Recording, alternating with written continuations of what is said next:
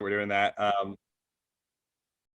We're going to try to keep this under an hour. In fact, I'm going to say let's try to keep it under 45 minutes. That way, we get done before Joe leaves. Thank you all for coming to this session. I'll take just a brief second. I'm Mike Harris.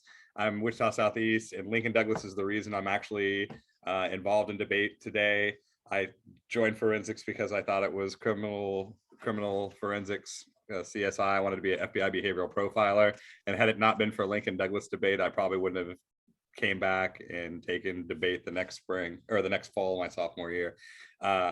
We debated resolve civil disobedience is justified in a democracy my freshman year. There was no such thing as a novice topic, but that has now become the novice topic across the country every year. So I get to relive my freshman year every year.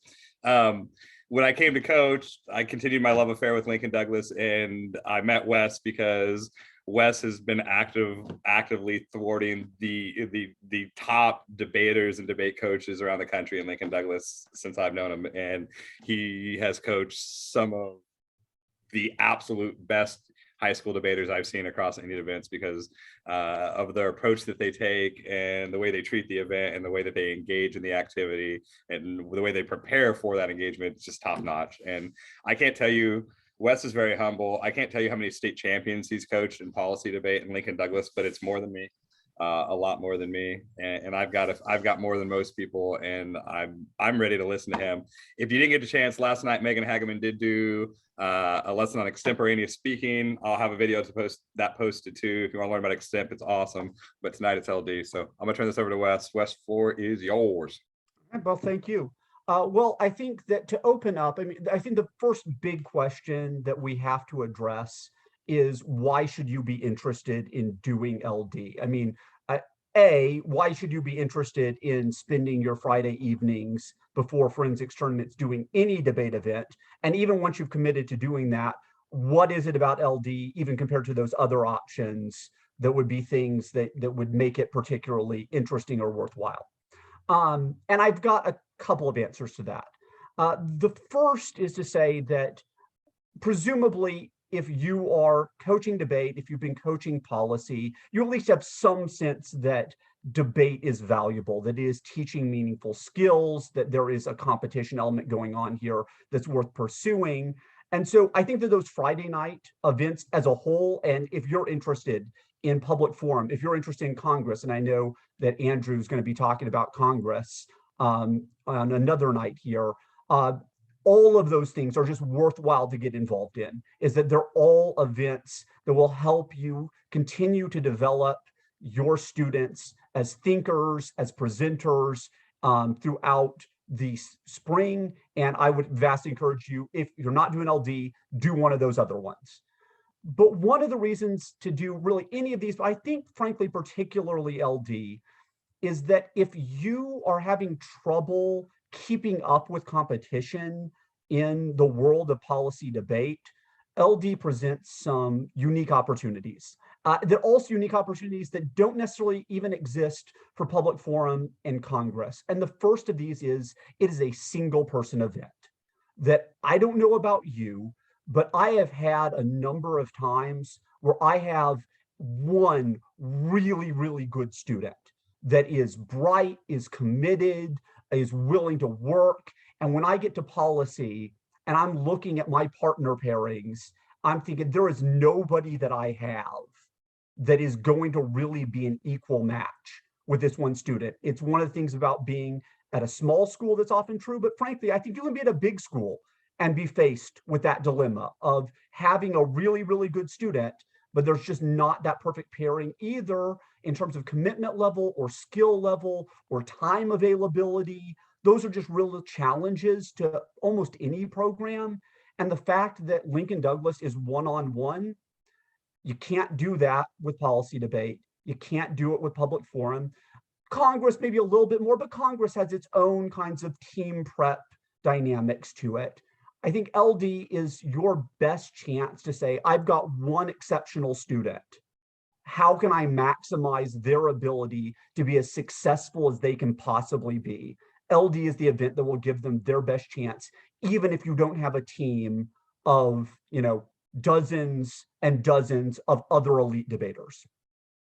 And that's certainly the position I found for myself.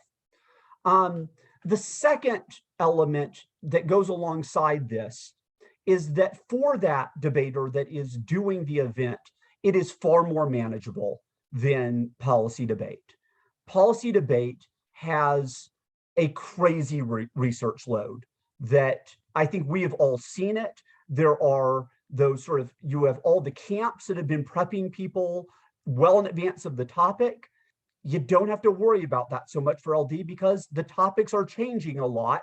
So you don't have that intense kind of topic prep that someone who went to a summer camp has this huge edge over students that didn't. There are LD summer camps, there is prep, it's different. But then throughout the year, the nature of the topics, not only because they're changing, but because of the way we tend to debate LD, makes it a more manageable research burden. I'll get into this detail a little bit more later on, but one of the things that I find valuable about LD, and this is disputed stylistically, but I think you can emphasize this, is that LD is usually treated as on balance debate, meaning you are debating, in general, the resolution is true if you're on the affirmative. In general, the resolution is false when you're on the negative. And what that means is that it's harder in LD to run to some corner of the topic and think about, here's some exceptional fringe case, and here's a gotcha debate where you weren't prepared for this weird fringe scenario that I posed. Someone poses that fringe scenario, you can argue that it's a fringe scenario, that the big overarching arguments about the topic as a whole that you're making still hold, and that their weird edge case doesn't invalidate the basic things that you are saying. And in that way, not only does it mean you don't have to be prepared specifically for all of those fringe cases, but that your prep for LD looks much more like more general academic prep. That when you read a major article on the kinds of topics that are resolutions, you will debate them much more the way those issues would be debated in an academic paper, in which the expectation is I can strategically concede that there is some point on the other side. I'm just telling you, on balance, my side is better. And so what my experience has been is that when we go to prep, we have the ability to say, what is the really core literature base of this topic? And in my experience, just as one coach without any assistants and a small squad, time and time again, I feel like I can go find the core literature base, read it, understand it, and in a manageable way, not feel like I've got this constant cycle of new cards to cut, new crazy things to understand. Once we get a hold of a topic, we're able to roll with that for a while. It really reduces the research burden. So to sort of sum that up, what it basically means is, why should you do LD? Well, because if you have a really good debater who is very committed to understanding the topic, that kid doing the reading and understanding means that they will be in a position to go into rounds and win rounds. And the fact that they don't have a group of 50 other people cutting cards for them is not the relevant dynamic about what wins them rounds. Their in-depth understanding of the heart of that topic, that is what wins LD rounds. And I can do that at a small squad. I can do that at a small school. You can do it at a big school. You have a chance to actually compete regardless of where you are. And it's why I've been a little confused why LD isn't the go-to event for small schools. I do it a lot, but I find a lot of other small schools in Kansas have not really jumped onto LD, and it always baffles me because I don't understand why you'd be invested in policy debate as a small school, which has this enormous barrier to entry, but not invested in LD. It's just a better event for the vast majority of schools to feel like I can jump into this event, understand it, and get going. So that's sort of the big backdrop of why you should do it. But obviously, we probably should talk about, like, what is it? We've already established it's one-on-one. But the other really core thing, aside from one-on-one and on balance, is LD is values debate. That it is about political philosophy, about issues of justice and ethics, and all the resolutions will at least to some degree touch on those themes. We could get into some side conversations about the way the topic writing has maybe shifted some over time and ways in which there's multiple styles. But even with those changes, at its heart, you will always have avenues for arguing that there is some basic moral dilemma that's at stake, and that there's sort of basic ethical claims to be made. And so alongside that, at the heart of LD really is framework debate, that you are there to tell the judge what things they ought to think matter. Why should I vote this way? And of course, we have framework debate in other debate events. If you've done policy, you know that impact calculus is framework debate. It's telling you which impact should I care about. But you also know that the K is framework debate. It's telling you there are some other issues that you should care about, and that regardless of the magnitude of that nuclear war scenario, here as the judge are the things you should care about, the language choices we make, the kind of underlying presuppositions about reality that we hold. So we know a little bit about framework from any debate format, but I think LD really structurally trains students to do framework debate in some very nice ways. And the main way that we do that is the traditional model in LD is a value and criterion structure. Once again, this is not a rule, it's a convention, as are many things in debate, but I think a useful one. And the job of the value criterion is to give each side a chance to lay out their framework for the round.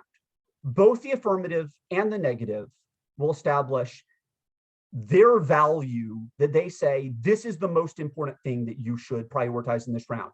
It could be justice, it could be human dignity, it could be societal welfare, on and on and on. There's sort of infinite potential variety, but it is something that you are willing to defend as the highest good to be pursued in this round, and that the debater who accomplishes that value should win the debate. It's as simple as that. And I've got a phone ringing, just a sec. That's a wall phone. You know, Wes is old school. Yeah. I love it. So you're gonna win your round if you win your value, but your opponent can win the round if they win your value, and vice versa. It just, both sides get to present what they think is the highest in the round. But then there's the question, okay, we have this high value. How do we know if we've accomplished this value? I said justice is good. Okay, great. There's a million ways to define justice. And so the premise of the criterion is it is your way of telling your judge how they ought to measure whether you have accomplished your value. So once again, lots of different ways you could do this. And the variety is one of the benefits. The classic debate that happens, it's an overused debate, but the classic one is consequentialism versus deontology. Do I evaluate things based on whether they fall in line with rules, deontology, that's a simplification, but sum it up, or do I evaluate whether something is good based on the consequences it produces? So some sort of utilitarianism, other kinds of consequentialism, that I'm telling judge, what should you be looking for? And obviously if I say deontology, then the job of my case is to say, well, the rules are very clear, the laws, the moral precepts are clear that you should vote affirmative on this issue. If I say consequentialism, then I should show here are the consequences of pursuing the affirmative, and that's why you would vote affirmative. I could have other kinds of criteria, but it's just a way of measuring, did we actually fulfill our value? And so that, in a big picture sense, is the first level of what debate is about on these topics. So let's sort of make that a little bit more real world. When we went to nationals a couple of years ago, we had a topic that was resolved. The intergenerational accumulation of wealth is antithetical to democracy. So like, okay, so like, what am I going to do with that? Like, how do I even figure out what my values are, how I have a criterion? So one of the things that I want to do on any LD topic is you've got to break down what is this topic about? Because one of the things that's nice about LD from my perspective is there's some diversity in topics that don't exist in policy. It's not always the US federal government that's your actor. It's not always should as the operative term, that there's a mix of operative terms of actors, stakeholders, and that thinking about those things helps you decide what direction I'm going to go if I am setting this up. So what did we identify? Well, we said, look, the operative word in this resolution is the word is. It's asking in very simple terms, what is true about democracy?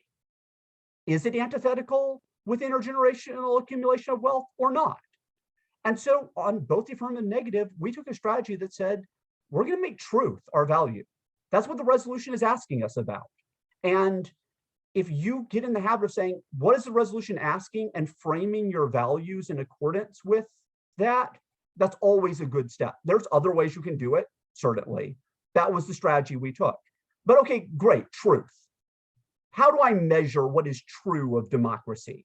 Well, our idea was, well, we probably should be presenting a theory of democracy, some theory that explains what is democracy, that defines it. So on the affirmative, we just adopted Robert Dahl's definition of democracy. And he has a 5-point definition. And so we said, we're going to define what is true of democracy. Our criterion is, well, Dahl's theory of democracy is the right way to measure what democracy is, what is true of democracy. So I have my framework. And as soon as I have the framework, my case writing should write itself. Well, because I have that theory. And now the rest of our affirmative case was just point by point, why does intergenerational accumulation of wealth violate each of Dahl's different elements of what it means to be a democracy? But guess what? Unlike policy debate, you get to do the same thing on the negative. You get to present your own value, your own criterion. You're not just clashing with the negative, with the affirmative. You get to present your own way of framing the round, your own contentions that would operate independently of the specifics of what the affirmative said. They're just general observations about the resolution, reasons to reject the resolution. So the affirmative is saying in general terms, here's why it is antithetical. The negative is saying in general terms, here's why it's not. And then they'll clash with one another, but they each get to make their case. And then throughout the round, it's then going to be clash over A, whose framing is correct, but B, who actually accomplished their framing. It's one thing to say that my criterion is the best criterion. If I haven't shown that I fulfilled it, who cares? But what it means is that you have a lot of avenues for strategy. That if you lose your criterion, is there a way that I could win my opponent's criterion? Can I show that I fulfill their framing of the round? And so it can create some interesting nuanced debates in which you're trying to balance all of those kinds of factors. So what does that actually look like as a round? Well, you go to a Friday evening tournament, and it is going to be a lot shorter than your average policy tournament, because as an individual speaker, you have the same amount of speech time, but it's just you, not your partner. You've got 13 minutes of speech time. So rounds are pretty much half the length of a policy round, actually a little less than that because you also have less prep time. And the round structure is actually a little bit weird in terms of its ordering. You have a 6-minute affirmative constructive, a 7-minute negative constructive. There are cross-examinations following each of these speeches. You have a 4-minute rebuttal for the affirmative, a 6-minute negative rebuttal, and then a second affirmative rebuttal that is 3 minutes long. So each side has 13 minutes. And for those familiar with policy, there's going to be some similar themes.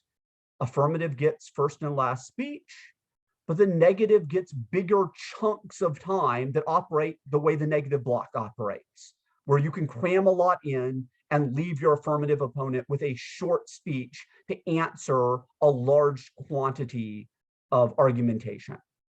So here is my breakdown of how your average round is going to go. The affirmative is going to get up in that 6-minute speech. They are going to lay out their framing of the round, any observations they have about the resolution, their value, their criterion, and then they're going to give some contentions that prove that they accomplished their framing and that probably preempt what they think are likely negative arguments.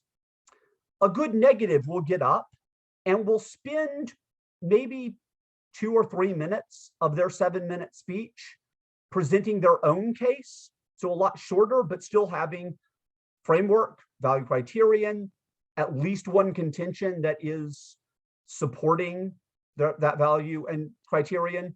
And generally, I would say one is ideal for the negative, and the rest of the speech is clash with what the affirmative just said. So that coming out of that speech, you've established your case, you have then answered the affirmative. If you have a choice between this is just a little bit of a flowing thing, and this is maybe slightly more advanced, but I will just throw it in here.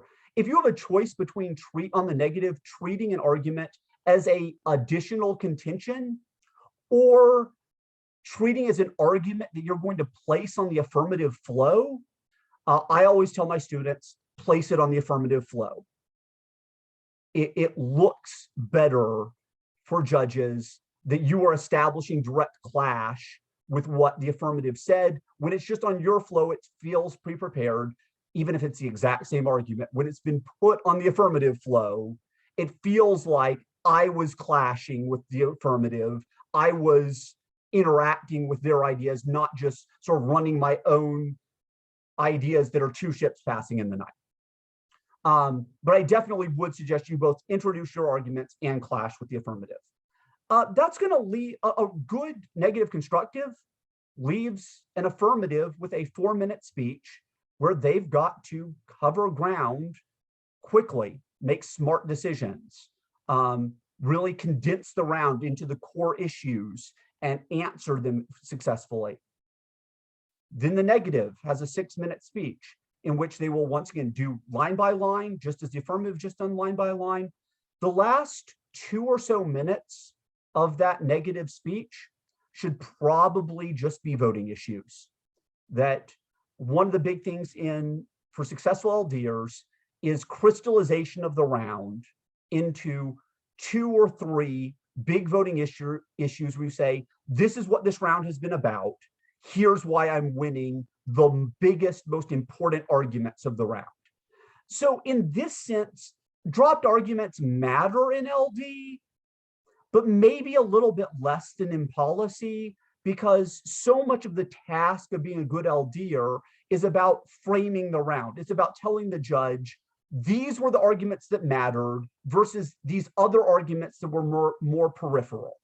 And if I don't cover an argument very well, but I can sell the judge on the idea that it wasn't really an important argument compared to the really big substantive ones, it may not be a huge deal that it was undercovered if my framing of my voters was good, where the judge agrees with me, yes, that was the core of the topic.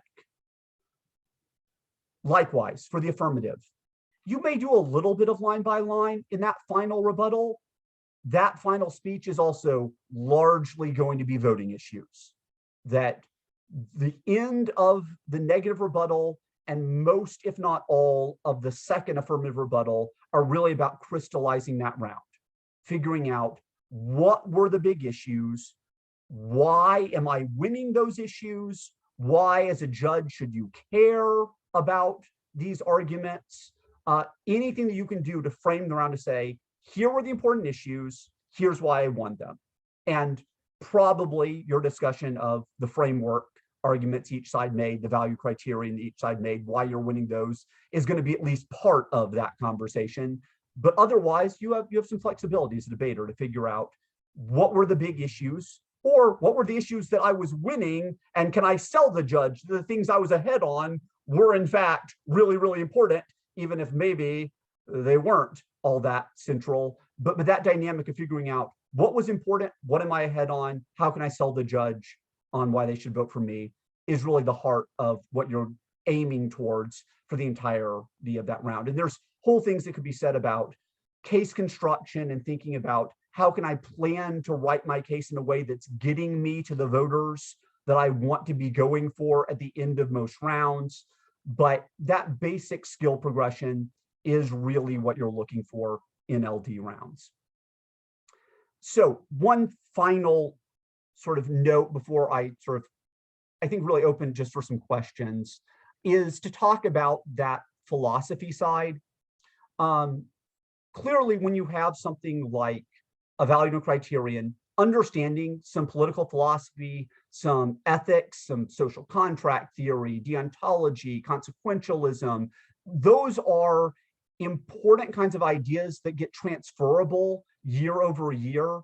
The topics change every 2 months, but a lot of those underlying kinds of political theories, ethical theories, are things that will keep cropping up time and time again. And so that there may be some barrier to entry there for like freshmen, young bears coming in, but it's not the same barriers of entry for a long-term career. These are things that if you learn those ideas, if you delve into the philosophical literature, if you read some sort of roles, if you read some of these other big names in ethics and philosophy, that will pay dividends over the course of your entire LD debate career and will be reusable over time, both in terms of like formal evidence, but also just, do you understand the kind of big picture arguments, and will your analysis of those issues be stronger because you're familiar with that literature base? So just one quick resource that I think everyone should be familiar with on that front is, if you have not looked at the Stanford Encyclopedia of Philosophy, you definitely should. It is a great resource that is highly academic, but gives sort of big picture overviews of all sorts of ethical topics, philosophical topics, that if you want to get students a kind of working knowledge of these big kind of philosophical ideas that come up time and time again in LD rounds, that's a great place for people to start their research and get a grasp on the big picture that's going on there. Okay, so there's probably a million other things that I could say. A lot of this probably has been more detailed and simultaneously less detailed than would be ideal for anyone. So I'm just going to ask, are there either other things, Mike, that you would like to add, or questions that we have at this point?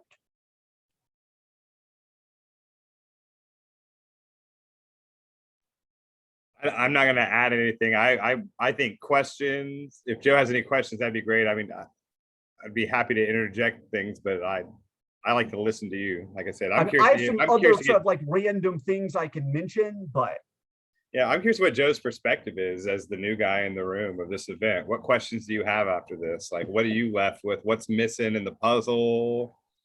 Sure. I mean, I'm vaguely aware with LD. I did it once as a high schooler. I did it once. I think I won one round. I have a medal. I was the 6th best debater in the field of 6. But yeah, so I mean, I'm vaguely aware of how it goes. I do have a question, and this might be, well, okay. I teach at a religious school, and it's one that really takes that mission very seriously. Am I ever going to have a morally problematic round? Somebody taking a position that is not something I could ask a student at a religious school to do?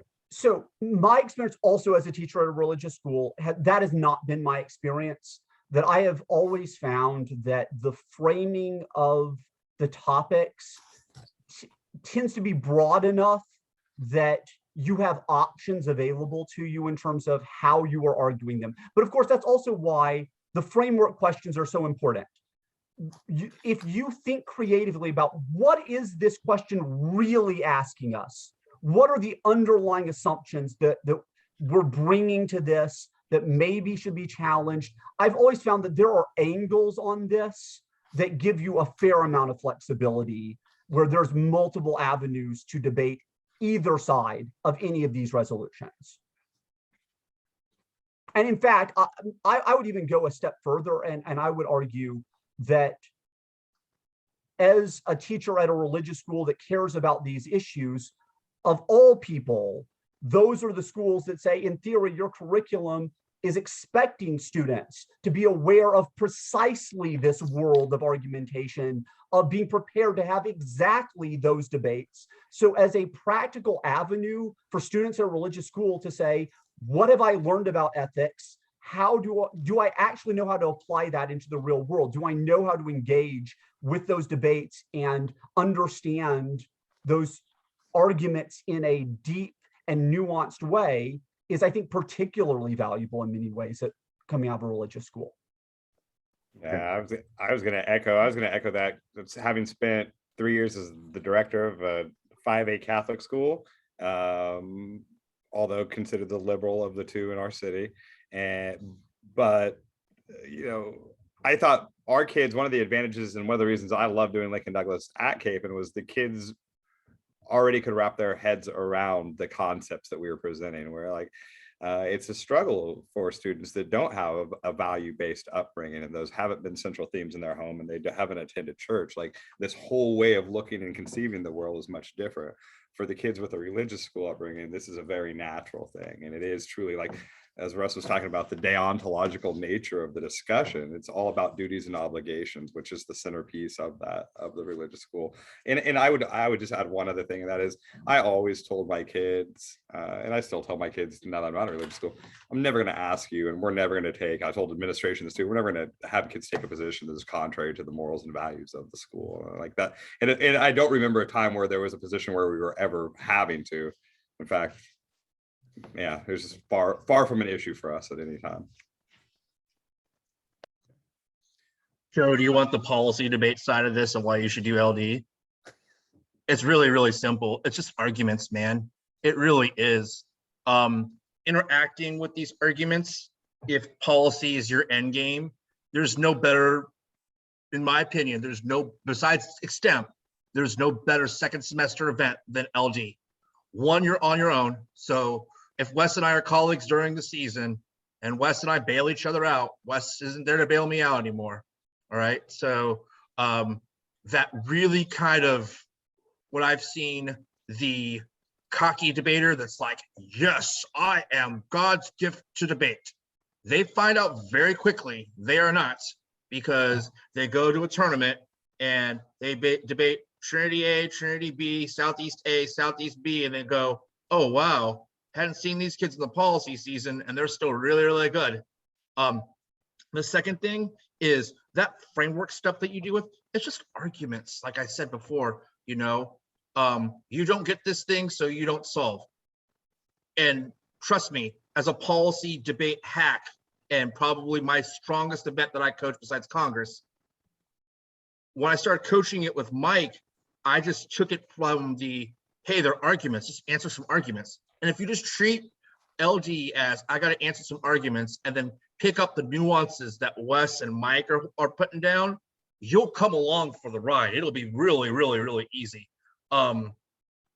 Especially in a world where there's a big chunk of LG that is policy, not in this state, for one. And if there is, it's from, I've judged a bunch of circuit LG this year.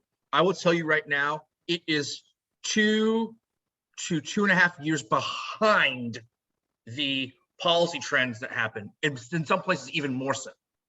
You know what I mean? So it's all stuff you can handle. You know what I mean? They're way behind. We're talking about framework over here in policy land, and it's a certain way. We're talking about disads or whatever in policy land.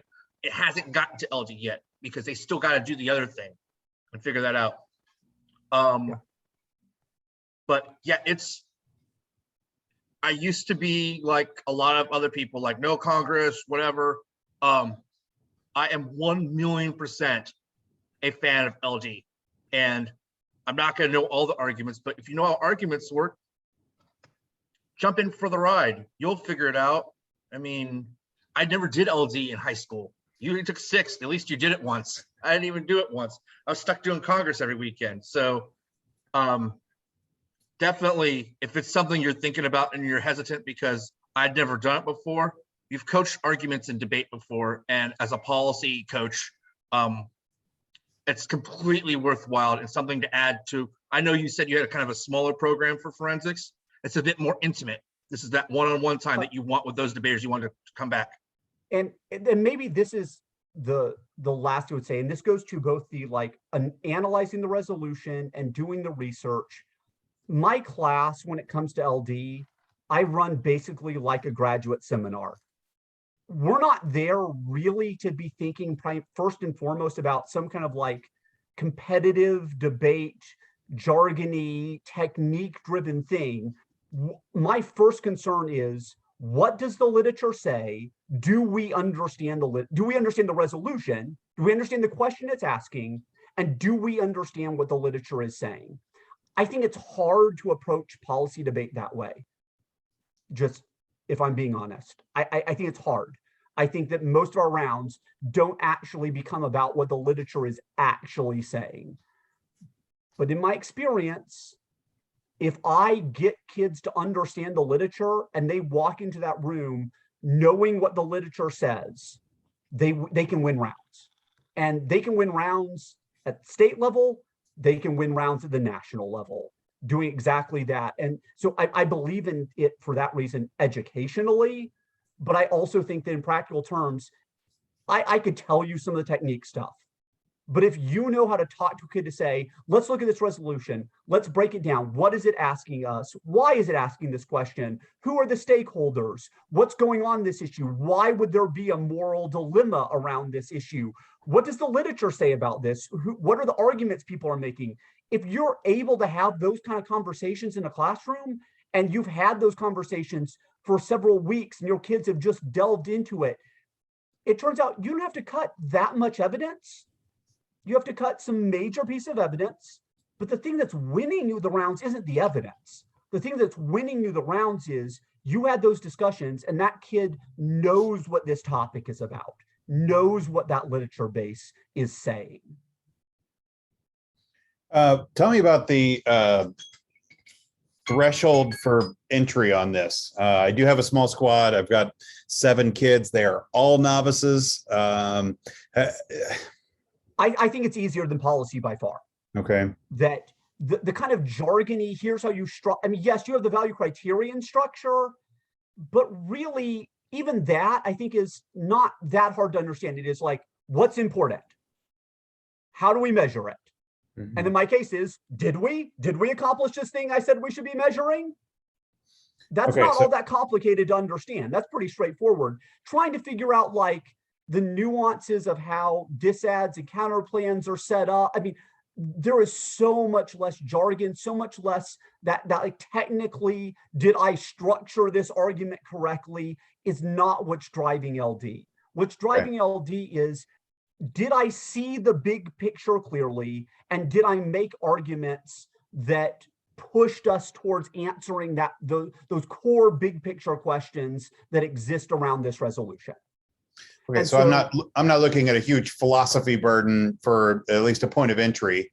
I think that the more you do it, the deeper you can dive into. Sure. You sort of almost infinitely dive in deeper.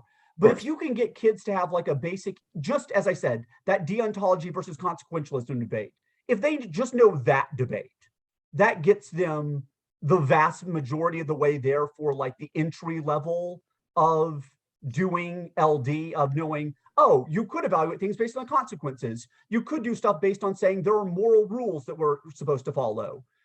So there is some work to be done there, and there's a lot of depth underneath the surface of that. But I think that if you're dealing with novices, you can get them started on just some basic kinds of big picture ethical theories, and they'll be good to go for most of their rounds. Okay. Cool.